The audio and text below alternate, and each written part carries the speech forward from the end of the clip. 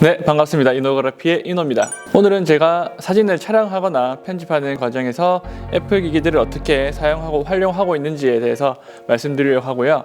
먼저 제가 가지고 있는 애플 기기들을 보면 먼저 평소 제일 많이 사용하는 아이폰과 에어팟이 있고요. 그리고 항상 차고 다니는 애플 워치가 있습니다. 그 외에 아이패드 에어 3세대를 사용하고 있고요. 그 다음에 이거는 애플 TV입니다. 지금은 공식적으로 수입이 돼서 국내에서도 구매할 수 있지만 전 예전에 샀기 때문에 직구로 구매를 했고요. 애플 TV가 진짜 TV인 줄 아시는 분도 계시던데 애플 TV는 셋탑 같은 개념이라고 보시면 될 것 같아요. 이 애플 TV의 실제 TV나 모니터를 HDMI로 연결을 해서 사용하신다고 보시면 될 것 같습니다. 그리고 제 주력 맥북 프로 16인치가 있습니다. 이 중에서 오늘 제가 본격적으로 말씀드릴 거는 애플 TV, 그 다음에 아이패드, 그리고 맥북이고요. 이 세 가지를 제가 실제 촬영하거나 편집하는 과정에서 어떻게 활용하고 있는지에 대해서 말씀드리도록 하겠습니다. 본격적인 얘기에 앞서서 제가 애플워치를 사용하는 기능을 한 개 소개시켜 드리려고 하는데요. 제가 쓰는 페이스라고 하나요? 그 기능은 일출과 일몰을 볼 수 있는 요 페이스를 쓰고 있습니다. 그래서 지금은 제가 저녁이기 때문에 저녁 시간이지만 이렇게 우측에 있는 휠을 돌리게 되면 아침에 여명이 뜨는 시간부터 일출과 해가 가장 높이 있는 정오 시간, 그리고 해가 지는 시간, 여기 황혼과 그 전에 있었던 일몰 시간까지 바로바로 알 수가 있어요. 그래서 촬영하는 중간중간에도 이 화면을 보면 해가 얼마나 남았는지, 얼마만큼 내가 촬영 시간이 있고 골든타임을 언제 잡으면 될지 이런 걸 확인하면서 촬영할 수 있기 때문에 생각보다 편리한 기능이라고 생각을 합니다. 애플 TV 같은 경우에는 애플 TV 자체로 넷플릭스나 유튜브, 또 다른 어플 같은 걸 사용해서 TV 시청인 OTT 기능으로 사용할 수 있는데, 저는 맥북을 에어플레이에서 확장 모니터처럼 사용해서 모니터로는 제가 확인을 하고, 또 TV 같은 경우에는 클라이언트나 모델이 현장에서 확인하면서 촬영을 진행할 수 있도록 그렇게 활용을 하고 있습니다. 아까 말씀드린 것처럼 이렇게 애플 TV는 다른 TV나 모니터에 HDMI로 연결해서 사용하실 수가 있고요. 맥북에 이렇게 옵션을 보시면은 화면 미러링에서 저는 스튜디오로 이렇게 이름을 적용을 해놨어요. 그래서 화면 미러링을 하게 되면은 지금 같은 경우에는 제 모니터에 보이는 모습이 똑같이 TV에 애플 TV를 통해서 나오는 걸 보실 수가 있고요. 이렇게 똑같은 화면이 아니라 서로 다른 화면을 통해서 듀얼 모니터처럼 사용하고 싶으실 때는 미러링을 끄시게 되면 오른쪽에 있는 애플 TV는 추가 확장 모니터로 사용하실 수가 있으세요. 그래서 지금 제 화면은 이렇게 캡처한 화면이 떠 있는 상태인데, 디스플레이 미러링을 끄게 되면 이렇게 똑같은 화면이 뜨는 게 아니라 제가 듀얼 모니터처럼 확장된 모니터로 사용될 수가 있고요. 여기 정렬해 보시면은 위치나 높낮이 좌우 위치를 바꿔서 사용하시기 편한 위치에 적용해서 사용하실 수가 있으세요. 이렇게 제 노트북에는 촬영과 관련된 모든 정보가 들어있는 캡처원을 띄워놓고, 확장 모니터에는 뷰어만 띄워놓게 되면 제가 이렇게 촬영을 했을 때 또 다른 조금 다르게 찍어볼까요? 이렇게 제 모니터에는 모든 데이터 값이나 수정할 수 있는 툴들이 다 있는 창이 뜨게 되고요. 클라이언트나 모델이 보는 상황에서는 이렇게 뷰어 정도로만 볼 수 있도록 설정하실 수가 있으세요. 제가 사진을 넘기면은 이렇게 같이 뷰어가 넘어가는 것을 보실 수가 있죠. 기존에 HDMI 케이블을 이용해서 모니터나 TV랑 연결할 수도 있지만, 이렇게 애플 TV를 이용해서 노트북이나 아이맥에 모니터를 확장시키게 되면은 일단 선이 없기 때문에 이 TV를 자유롭게 위치를 이동시키거나 방향을 틀거나 할 수가 있습니다. 하지만 좀 단점이라고 한다면, 이 TV 같은 경우에는 세로로 이렇게 회전이 돼서 세로 뷰어로도 사용할 수 있긴 한데 애플 TV로 쓸 때는 그게 적용이 안 돼요. 그거는 HDMI를 연결했을 때만 그 옵션이 살아나더라고요. 그 부분을 제외한다면은 충분히 편리하고 반응 속도도 빠르게 사용하실 수가 있습니다. 지금은 애플 TV를 통해서 연결한 게 아니고요, HDMI를 통해서 바로 노트북하고 연결한 상태입니다. 이렇게 하게 되면 이쪽에 보시듯이 회전이라는 항목이 있어서 이렇게 TV나 모니터를 세로로 놓았을 때 그거에 맞게 디스플레이가 될 수 있는데요. 인식하는 것 자체가 이렇게 가로 노트북과 세로 TV로 인식을 하고 있죠.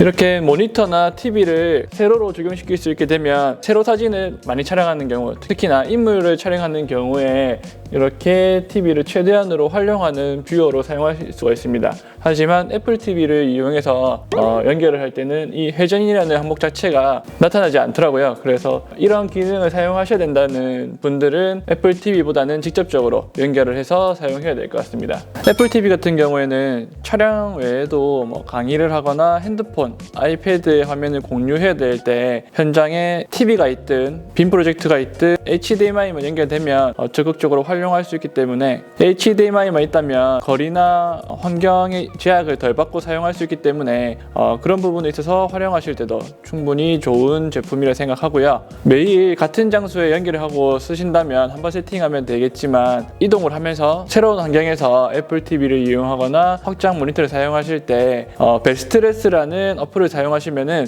쉽게 모니터의 해상도를 설정하실 수가 있습니다. 베스트레스라는 어플을 사용하시면 여기 상단 우측에 베스트레스 아이콘이 생기게 되고요.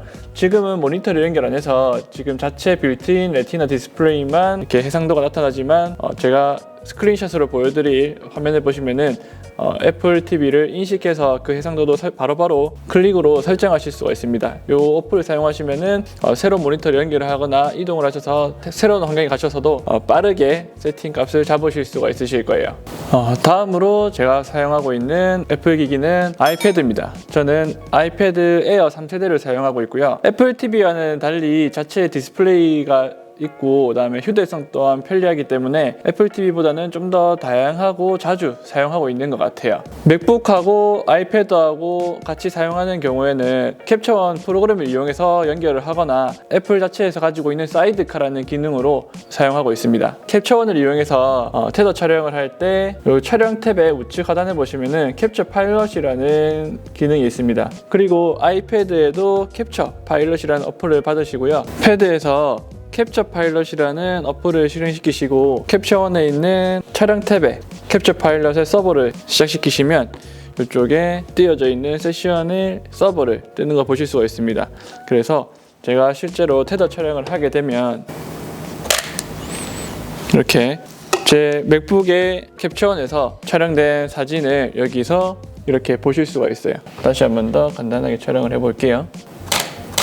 이렇게 보시면은 사진이 같이 연동돼서 뜨는 게 보이시죠? 그냥 애플 자체에서 모니터를 확장해서 사용하는 것과 다른 부분은 자체 패드 기능이 사용할 수 있기 때문에 여기 보시면 카메라 세팅을 바꾼다든지 다음에 촬영을 원격으로 한다든지 하실 수가 있으세요. 그리고 그 외에 사진의 레이팅, 즉 별의 개수라든지 컬러를 적용시킬 수 있기 때문에 촬영자 또는 촬영에 관계된 분들이 현장에서 바로 셀렉트를 하거나 표기를 할 수 있는 그런 장점이 있습니다.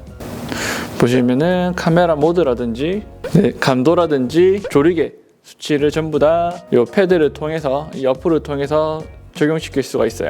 꼭 캡처원을 사용하지 않으시더라도 라이트룸이나 캐논 유틸리티 같은 경우로 테더 촬영을 하거나 아니면 꼭 촬영이 아니라 편집이나 다른 작업을 하실 때도 애플 자체에서 가지고 있는 사이드카라는 기능을 이용하시면 아이패드 자체를 확장 모니터로 사용하실 수가 있습니다. 시스템 환경에 들어가셔서 이쪽에 디스플레이 옆에 있는 사이드카를 클릭하시게 되시면 여기 연결의 기기 선택이 있습니다. 그래서 제가 가지고 있는 아이패드를 선택하시게 되면 이쪽에 이 아이패드 자체를 하나의 모니터처럼 사용하실 수가 있으세요. 그래서 저 같은 경우에는 스탠딩이 되는 키보드를 사용하고 있습니다. 주로 저는 확장 모니터를 우측에 놓고 사용하기 때문에 오른쪽에 모니터가 있는 것으로 인식이 되어 있는데 지금 같은 경우에는 좀 더 카메라에 잘 당기게 하기 위해서 왼쪽에 놨고요. 이런 위치 같은 것도 애플 TV를 설정하셨을 때처럼 디스플레이에 가시면 정렬해서 이 모니터 위치를 변경시킬 수가 있습니다. 이렇게 아이패드 자체를 사이드카를 이용해서 확장 모니터로 사용하시게 되면 애플 TV를 사용했을 때처럼 이렇게 뷰어를 띄어서 사진을 보실 수도 있고요. 저 같은 경우에는 사이드카를 이용해서 아이패드를 이용할 때 라이브 뷰를 많이 쓰는데요. 이렇게 카메라를 움직이게 되면은 실시간으로 이렇게 화면이 보이는 게 보이시죠? 이렇게 되면 카메라를 그대로 설치해 놓고 좀 더 가까이 가서 디테일한 세팅을 해야 될 때 이 패드를 같이 들고 가서 좀 더 정교하고 실시간으로 어떻게 찍힐지를 보면서 세팅할 수가 있어서 훨씬 편리합니다. 그리고 사이드카를 이용해서 모니터를 확장시키게 되면 촬영할 때뿐만 아니라 편집하거나 파일을 정리할 때도 편리한데, 좌측에 사진을 볼 수 있는 뷰어 프로그램인 브릿지를 띄운다거나 파인더를 통해서 파일을 본다든지 할 수도 있고요. 사진을 셀렉트하거나 디테일을 봐야 될 때도 이 좌측 창에다가 이렇게 캡처원의 초점 창을 띄워 놓으면 핀이 맞았는지 또는 흔들렸는지를 빠르게 볼 수가 있습니다. 이렇게 사진이 넘겨도 바로 이렇게 보실 수가 있죠. 제가 스튜디오에서 작업을 할 때는 맥북을 서브 모니터로 두고 메인 모니터를 연결해서 사용하지만, 출장을 가거나 야외에서 또는 현장에서 간단하게 작업해야 될 때 그럴 때는 이렇게 아이패드를 활용해서 서브 모니터로, 듀얼 모니터로 활용을 하고 있어요. 마지막으로는 맥북을 이용해서 즉 캡처원이나 사이드카 기능을 사용하지 않고 촬영할 때 아이패드를 제가 사용하고 있는 방법을 말씀드릴 거고요. 저 같은 경우에는 여기 카메라 위에 달려있는 에어 다이렉트라는 제품을 이용해서 사용하고 있지만, 와이파이가 되는 카메라를 사용하신다면 캐논 유틸리티를 이용해서 아이패드를 활용할 수 있기 때문에 그것도 참고해 보시면 좋을 것 같습니다. 그럼 제가 사용하고 있는 테더툴즈사에서 나온 에어 다이렉트를 이용하는 방법을 한번 보여드릴게요. 이 에어 다이렉트 같은 경우에는 맥북이나 다른 와이파이가 가능한 노트북에도 원격으로 사용할 수 있긴 하지만 속도가 실제적으로 그렇게 빠르지 않아서 그렇게는 사용하지 않고 있고요. 저 같은 경우에는 인테리어처럼 야외지만 이동을 많이 해야 되고 큰 모니터로 디테일을 봐야 될 때 이 에어 다이렉트를 많이 사용하고 있고요. 보시면 제가 사진을 촬영했을 때 이렇게 에어 다이렉트 어플에 사진이 뜨게 됩니다. 그래서 이전 사진도 볼 수 있고요. 그리고 여기 라이브 뷰 기능을 이용하면 실시간으로 제가 촬영하고 있는 상황을 확인할 수가 있어요. 그리고 어플 자체의 기능을 통해서 조르기의 셔터 스피드, 감도 등의 카메라 세팅을 조절하실 수가 있어요. 지금은 에어 다이렉트 제품 자체를 소개해드리는 건 아니기 때문에 간단하게 이런 식으로 사용이 가능하다 정도만 말씀드리도록 하겠습니다. 네, 오늘은 제가 사진을 촬영하거나 편집, 작업할 때 제가 가지고 있는 애플 기기들을 어떻게 사용하고 활용하고 있는지에 대해서 말씀드려봤고요. 아무래도 애플 기기를 선호하게 되는 게 이 기기 자체가 가지고 있는 연동성 그리고 신뢰성이나 안정성 때문인 것 같아요. 가격이 조금 더 비싸더라도 어쩔 수 없이 이 생태계에서 빠져나오지 못하고 있는 것 같습니다. 저는 이렇게 사용하고 있지만 다른 분들은 어떻게 잘 활용하고 계신지, 잘 사용하고 계신지 알려주시면 또 좋을 것 같습니다. 자, 그러면 다음엔 또 다른 사진과 카메라 관련된 이야기로 찾아뵙겠습니다.